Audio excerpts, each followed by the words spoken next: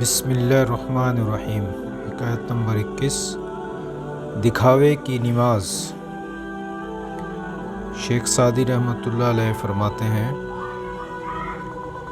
ایک عبادت گزار شخص کو بادشاہ نے کھانے کی دعوت دی۔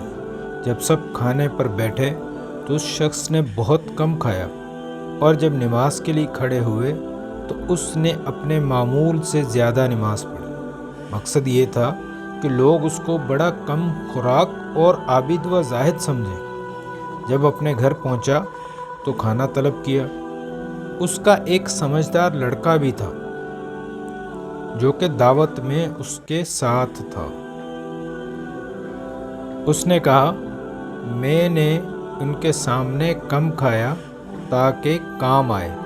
لڑکے نے کہا، تو پھر آپ نماز بھی دوبارہ پڑھ لیجئے، اس لیے کہ آپ نے کچھ نہ کیا جو کام آ سکے، یعنی آپ کی دکھاوے کی نماز عقارت گئی۔ اس سے ہمیں یہ سبق حاصل ہوتا ہے کہ اعمال کا دار و مدار نیت پر ہے، یعنی دکھاوے کی نماز سے بچنا چاہیے اور صرف اللہ ہی کے لیے عبادت کرنی چاہیے۔